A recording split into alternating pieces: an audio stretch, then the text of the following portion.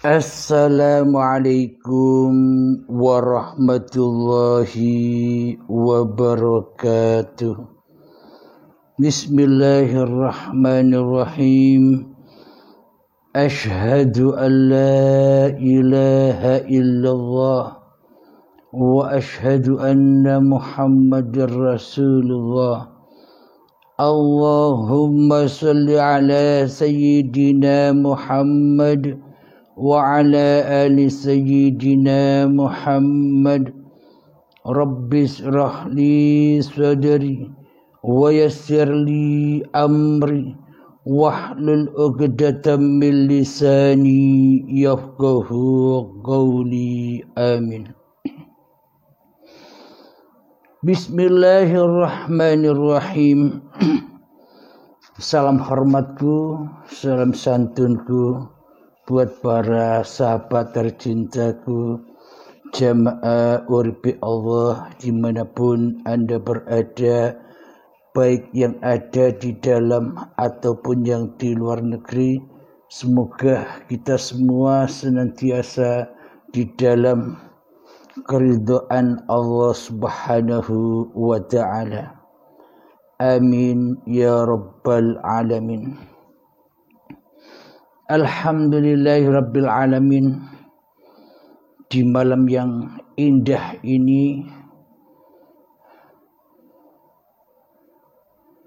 marilah sebelum kita mulai kajian, marilah kemahkan di dalam nyawa, jiwa, hati, roh dan hidup, kemahkan kalimat-kalimat thayyibah. Subhanallah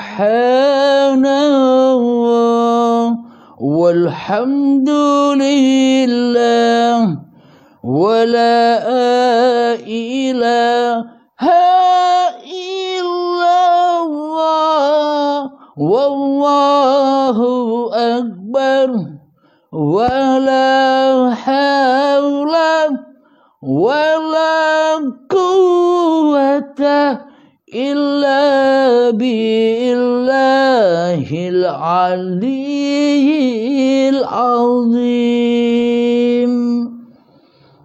Alhamdulillahi rabbil alamin.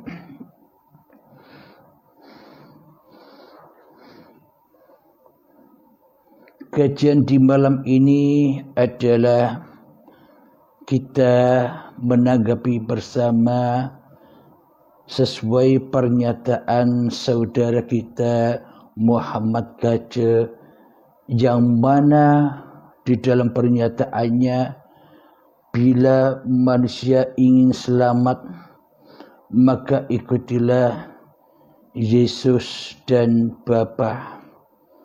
Itu yang diungkap di dalam video yang kita dengarkan bersama. Silahkan. Kita yang percaya kepada Yesus akan memiliki kepastian, akan memiliki harapan. Oleh karena itu, yang belum percaya Yesus, mari saudara berpikir cerdas. Muhammad Kece sudah memberitahukan, diterima atau tidak, itu terserah Anda. Banyak orang yang memframing Muhammad Kece agar orang tidak percaya kepada perkataan Muhammad Kece. Tidak masalah. Muhammad Kece tidak perlu dipercaya. Siapa yang percaya kepada Muhammad Kece musyrik hukumnya. Yang harus dipercaya adalah Tuhan Yesus. Cuma Muhammad Kece menyampaikan tentang Tuhan Yesus. Silakan Anda baca Yohanes 14 ayat 2, 3 dan seterusnya. Bahwa keselamatan hanya ada melalui Yesus. Pesan Tuhan Yesus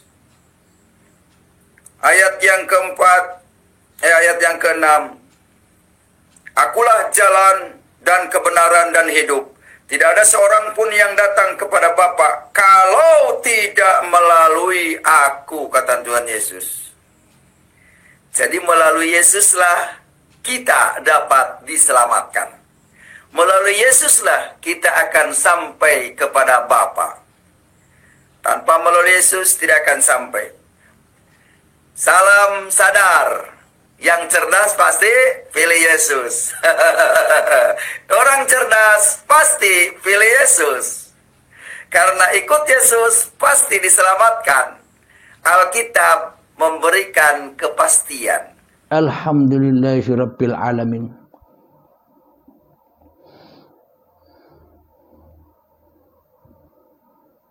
Sebelum kita mulai kajian, maksud hati ingin tidur di malam jam 2 ini, menjelang jam 3 ini. Akan tapi tidak bisa tidur. Rupanya Allah menghendaki saya untuk mengaji. Ikuti saja apa yang diperankannya. Bismillahirrahmanirrahim. Apakah benar seluruh manusia akan selamat bila mengikuti Yesus dan Bapa? Bapa yakni Allah. Bismillahirrahmanirrahim. Jangankan Isa Al-Masih, jangankan Yesus Kristus, bahkan Nabi Muhammad pun tak bisa menyelamatkan manusia. Saya ulangi lagi, jangankan Yesus Kristus atau Isa Al-Masih, Nabi Muhammad pun tak mungkin, tak bisa menyelamatkan manusia. Lalu siapa yang bisa menyelamatkan manusia? Kepada Tuhannya. Yang bisa menyelamatkan manusia itu sendiri adalah dirinya sendiri. Shadaqallahul azim. Mari kita kaji, mari kita bongkar kenapa kok dirinya sendiri yang bisa menyelamatkan dirinya sendiri.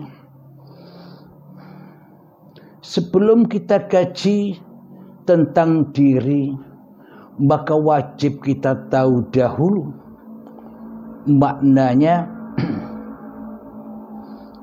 bertuhan yang dituhankan oleh Isa Al-Masih atau Yesus Kristus, dan Tuhan yang dituhankan oleh Kanjeng Nabi Muhammad sallallahu alaihi wasallam adalah Tuhan yang esa, Tuhannya sama, yakni Tuhan yang menciptakan Isa Al-Masih dan Tuhan yang menciptakan Nabi Muhammad. Sama-sama diciptakan, yakni Isa Al-Masih diciptakan Tuhan dan Nabi Muhammad pun juga diciptakan Tuhan, sama-sama ciptaan. Alhamdulillahirabbil alamin. Jadi Nabi Isa dan Nabi Muhammad itu sama-sama nabinya Allah, sama-sama rasulnya Allah, sama-sama utusan Allah, sama-sama pesuruh Allah. Maknanya di dalam hati Isa Al-Masih, maknanya di dalam hati Kanjeng Nabi Muhammad sallallahu alaihi wasallam, di dalam hatinya tidak ada Tuhan kecuali Allah. Tidak ada Tuhan kecuali Bapa. Tidak ada Tuhan kecuali Allah. Tidak ada Tuhan kecuali Gusti. Tidak ada Tuhan kecuali Sang Hyang Widi di dalam hatinya daripada Isa Al-Masih dan Muhammadnya di dalam hatinya. Inilah yang disebut Rasul. Maknanya hatinya sudah bebas dari kerasulan hawa nafsunya. Jadi hatinya Nabi Isa Jadi hatinya Kanjeng Nabi Muhammad sallallahu alaihi wasallam sama-sama selamat menuju Tuhan yang telah menciptakan dirinya. Jadi hatinya sudah tak ada Isanya, sudah tak ada Muhammadnya yang merasuli, yang menguasai di dalamnya. Itulah yang disebut Rasulullah, Nabi Allah, hati yang kembali kepada Tuhan yang menciptakan dirinya, daripada hati yang kembali kepada Isa dan Muhammadnya. Jadi sebelum kita mengkaji diri, kita harus tahu siapa Nabi dan Rasul itu. Yakni Nabi dan Rasul itu di hatinya sudah bebas dari hawa nafsu setannya. Maka dari itu hatinya selalu lillah, hatinya selalu rojiun, kembali kepada Tuhannya. Maka sanepan kiasan Nabi Isa sendiri bilang, aku di dalam Bapa, Bapa di dalam aku. Itulah yang dimaksud, hatinya sudah nyatu, hatinya sudah esa di dalam Tuhannya. Jadi Tuhannya lebih wujud di dalam hatinya daripada Isa dan Muhammadnya di hatinya. Inilah yang dimaksud la ilaha illallah. Afdalul dzikri fa'lam annahu la ilaha illallah. Jika Tuhan lebih nyata di dalam hati manusianya daripada manusianya, itulah Rasulullah, itulah utusan Allah, itulah pesuruh Allah. Nyata bahwa Isa dan Muhammadnya hanyalah hamba Allah. Nyata bahwa Isa dan Muhammadnya hanyalah ciptaan Allah. Nyatalah bahwa Isa dan Muhammad adalah utusan dan pesuruh Allah, yakni dihidupi oleh uripe Allah. Alhamdulillahirabbil alamin. Kanjeng Nabi Muhammad, Nabi Isa pun juga berkata kepada para sahabatnya, kepada para pengikutnya, bilang, wahai sahabatku, jangan kau mendewa-dewakan aku. Wahai sahabatku, jangan kau memulia-muliakan aku. Aku hanya manusia biasa seperti kamu. Bedanya aku hanya menerima wahyu, yang mana dengan wahyu itu akan kuajarkan kepadamu. Itu saja bedanya. Aku sama-sama manusia seperti kamu. Jadi aku tak layak kau hormati, aku tak layak kau mulia-muliakan, aku tak layak kau dewa-dewakan. Kata mereka berdua, yakni Nabi Isa dan Nabi Muhammad. Jadi muliakanlah, dewakanlah Tuhanku dan Tuhanmu. Inilah yang beliau katakan kepada para sahabatnya. Muliakan, dewakan Tuhanku dan Tuhanmu. Maknanya bagaimana? Dewakan, muliakan hidup yang menghidupi aku, dan muliakan hidup yang menghidupi kamu. Maknanya siapakah hidup itu? Dialah uripe Allah. Karena tanpa urip, tanpa hidup, maka manusia takkan pernah ada. Tanpa hidup, manusia takkan pernah tercipta. Tanpa uripe Allah, maka pagelaran alam semesta ini takkan pernah ada dan takkan pernah kita saksikan bersama-sama. Alhamdulillahirabbil alamin. Jadi kita bisa mengetahui sekarang bagaimana isi hati para nabi itu, bagaimana isi hati para rasul itu. Isi hati para nabi, isi hati para rasul tak ada Tuhan selain Allah. Jadi bukan manusianya yang ada di dalam hatinya, bukan Isanya yang ada di dalam hatinya, bukan Muhammadnya yang ada di dalam hatinya, akan tetapi yang ada hanya Tuhan yang menciptakan dirinya, Tuhan yang menciptakan Isa, Tuhan yang menciptakan Muhammadnya lah yang lebih nyata, yang lebih wujud, yang lebih hidup, yang lebih berkuasa atas Nabi Isa Al-Masih dan atas Nabi Muhammad sallallahu alaihi wasallam di dalam hatinya. Itulah yang disebut Rasulullah, hati yang sudah selamat menuju kepada Tuhannya. Nah, inilah persamaan antara Nabi Isa dan Nabi Muhammad. Apanya yang sama? Imannya yang sama, meskipun masa kehidupannya berbeda, tapi imannya para nabi, imannya para rasul itu iman yang sama, yakni iman mentuhankan Tuhan yang telah menciptakan dirinya.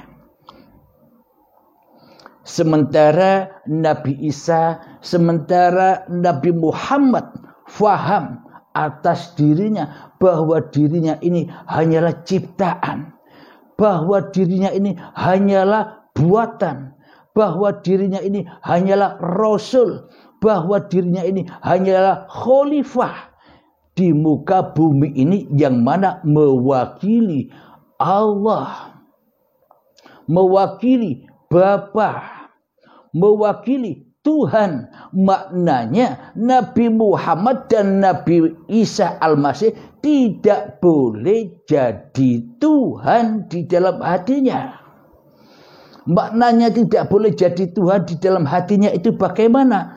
Maknanya tidak boleh jadi Tuhan di dalam hatinya itu yang wujud, yang hidup, yang berkuasa di dalam hatinya masih Isa Al-Masih dan Muhammad Rasulullah.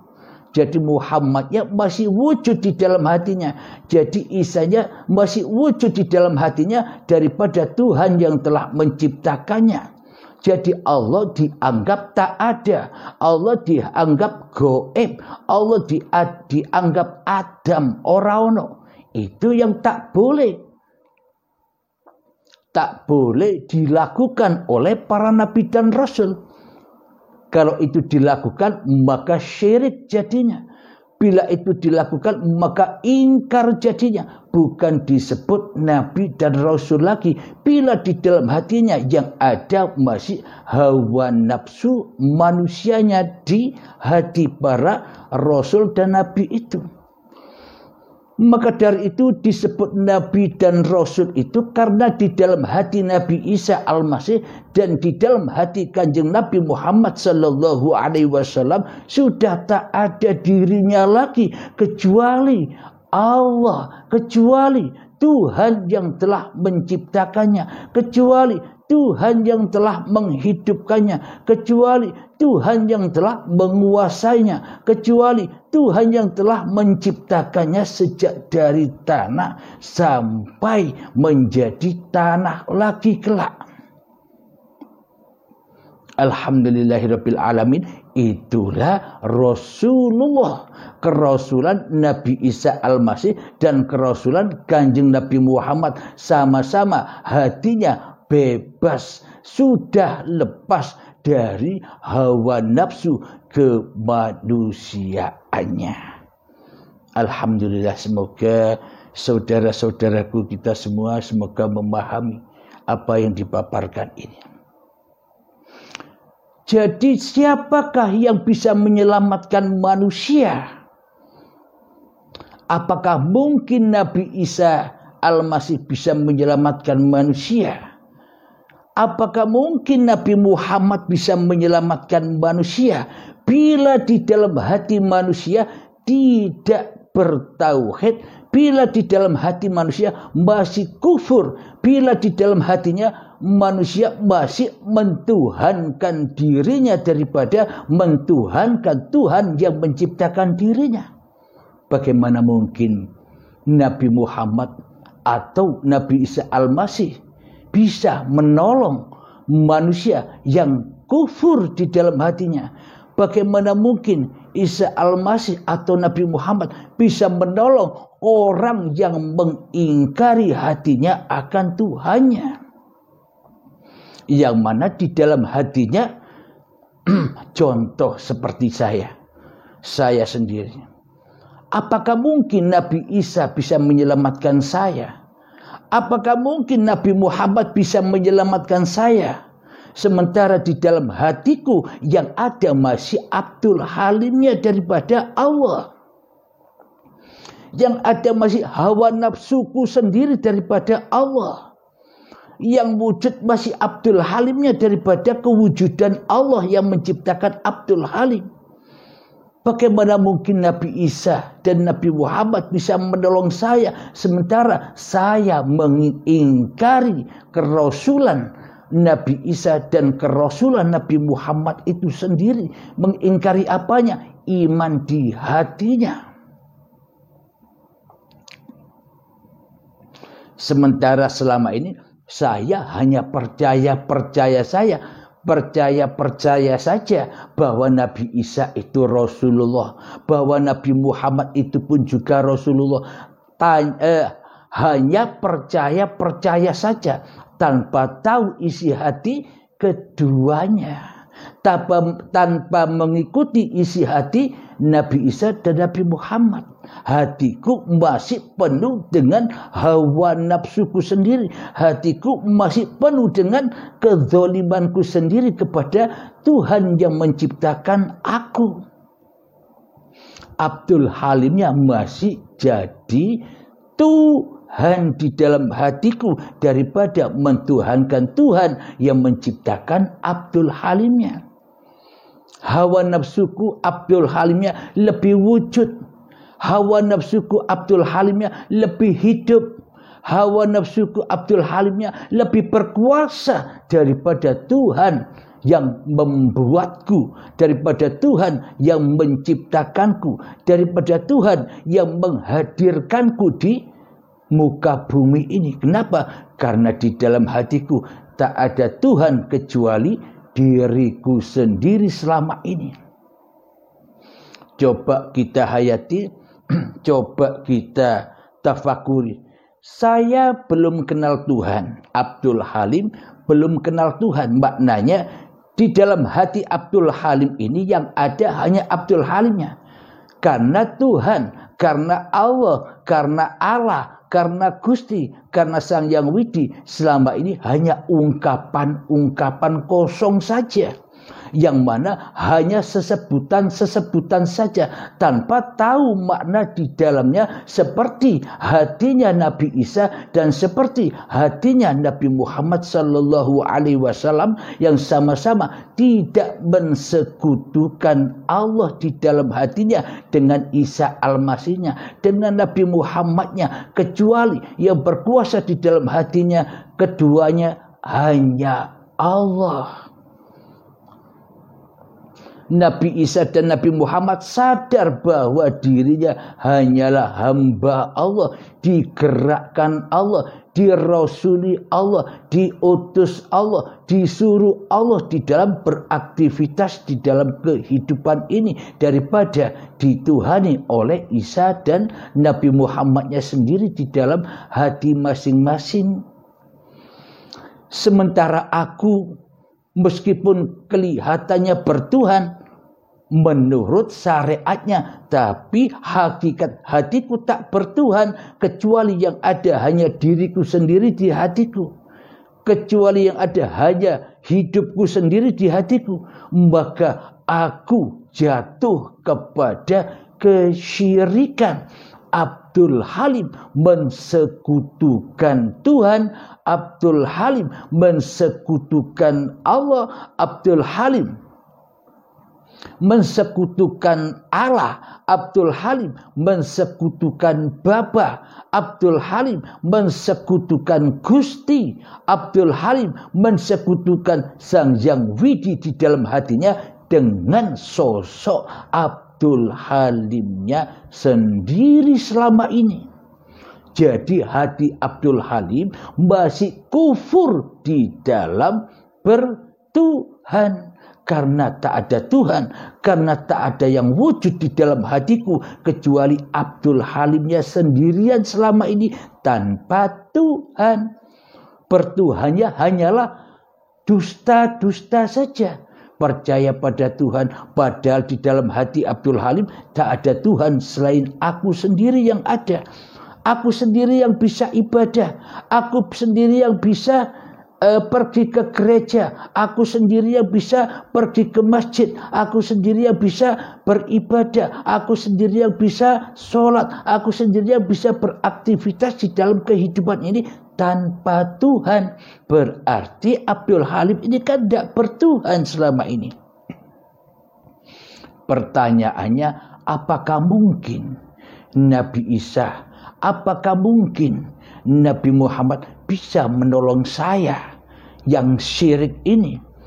Apakah mungkin Nabi Isa dan Nabi Muhammad bisa menolong saya yang ateis ini? Yang ada di dalam hatiku hanyalah Abdul Halimnya.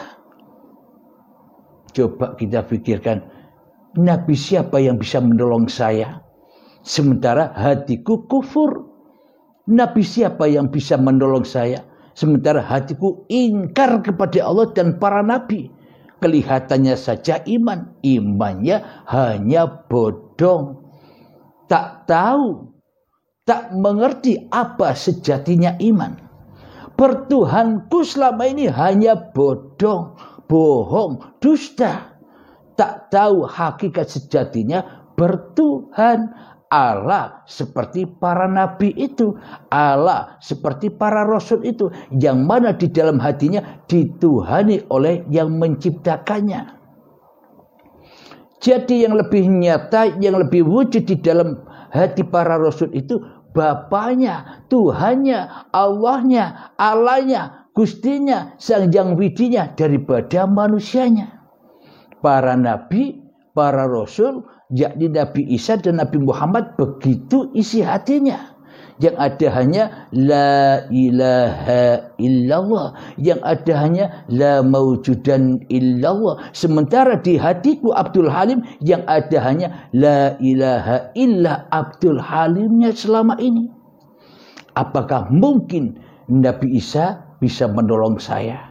Apakah mungkin Nabi Muhammad bisa menolong saya, sementara saya tidak bisa menolong diri saya sendiri? Jadi maknanya yang bisa menolong diri manusia adalah dirinya sendiri. Jadi maknanya bagaimana? Kita wajib tahu apa itu Rasul. Kita wajib tahu apa itu utusan. Kita wajib tahu apa itu pesuruh. Kita wajib tahu apa itu makhluk dan ciptaan. Kalau selama ini kita tidak merasa ada yang mencipta, akhirnya kita selalu ingkar kepada yang menciptakan kita. Bila kita tidak sadar bahwa diri kita ini makhluk, maka kita selalu ingkar kepada Sang Khalik. Apa buktinya? Tak ada Sang Khalik di dalam hati kita. Tak ada pencipta di dalam hati kita selama ini. Tak ada Tuhan selama ini di hati kita kecuali diri kita sendiri. Maka hancur leburlah semua apa yang diperbuatnya. Karena tak ada iman di hatinya, yang ada hanya kesyirikan, keingkaran, kemusyrikan, kekufuran saja di hati Abdul Halim ini. Itulah tanda bukti bahwa Nabi pun tak bisa menolong manusia kecuali dirinya sendiri yang menolongnya. Alhamdulillahirabbil alamin. Jadi bagaimana cara kita menolong diri kita sendiri? Nah, jadi cara untuk menolong diri kita sendiri, cara menolong Abdul Halimnya sendiri, maknanya kita semua harus sadar diri. Siapa kita? Siapa Abdul Halim ini? Contoh, 50 tahun usia saya 50 tahun yang lalu saya ada di mana sebelum ada di dunia ini? 50 tahun yang lalu saya ada di mana sebelum terwujud di dunia ini? 50 tahun yang lalu saya di mana sebelum hidup di dunia ini? Itu yang harus kita sadari. Bahwa sesungguhnya kita bermula dari ketiadaan. Bahwa kita sesungguhnya bermula dari ketidakwujudan. Bahwa sesungguhnya kita bermula dari ketidakhidupan. Bahwa kita menyadari kita bermula dari ketidakkekuasaan sebagai manusia. Yang ada hanya tidak ada apa-apa dan tidak ada siapa-siapa. Adam ora ono.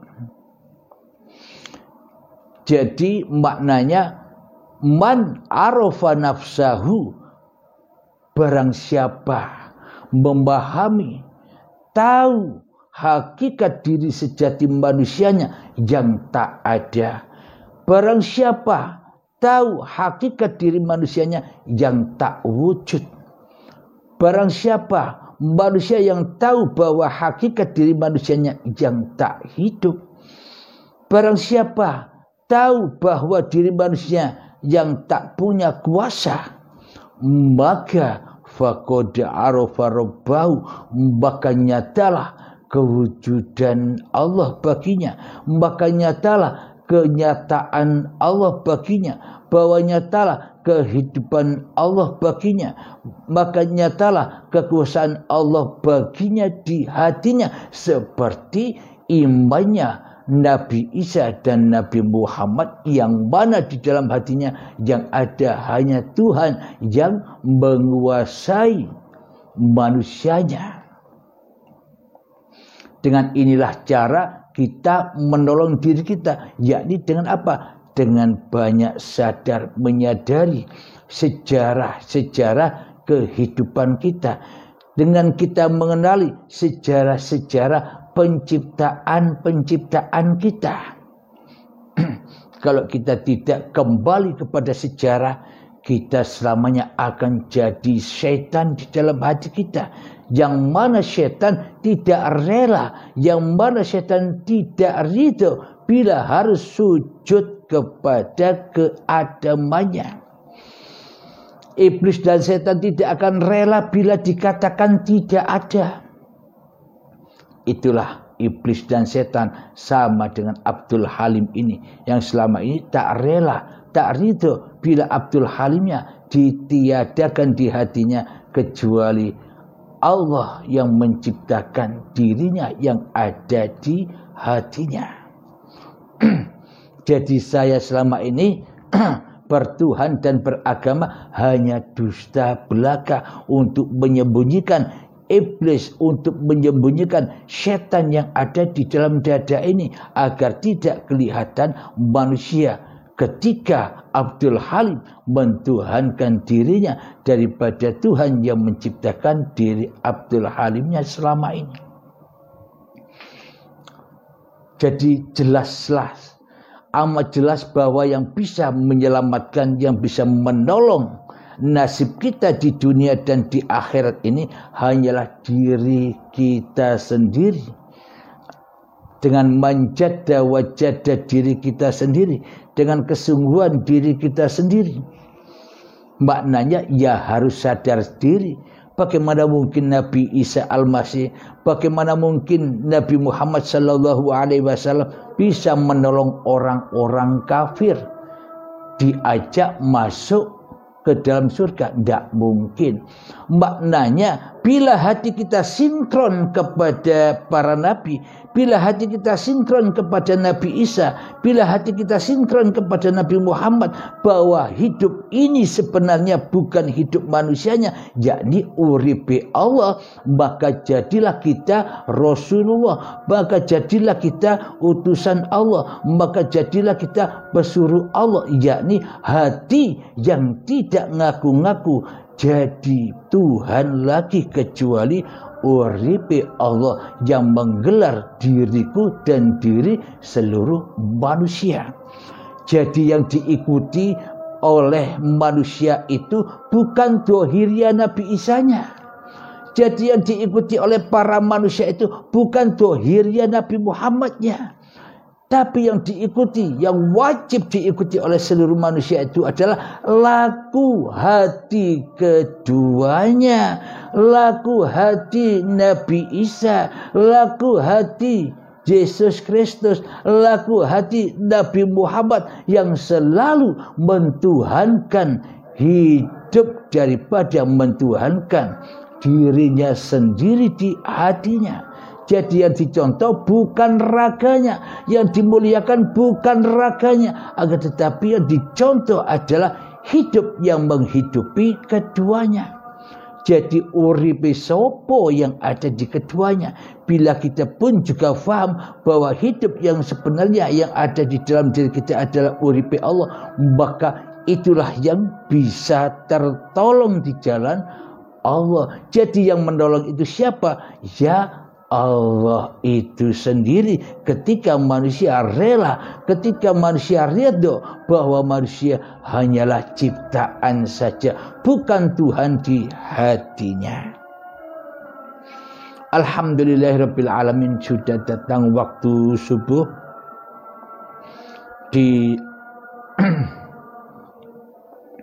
Semoga dengan pemaparan ini terutama saya dan kita semua jamaah uripe Allah dipahamkan oleh Allah Subhanahu wa taala.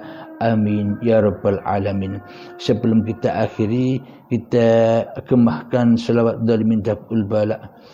Allahumma salli ala sayyidina Muhammad وأجري للظالمين بظالمين وأخرجنا من بينهم سالمين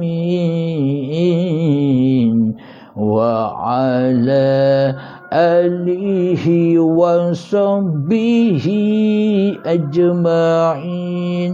Alhamdulillahirabbil alamin. Rabbana atina fid dunya hasanah wa fil akhirati hasanah wa qina adzabannar.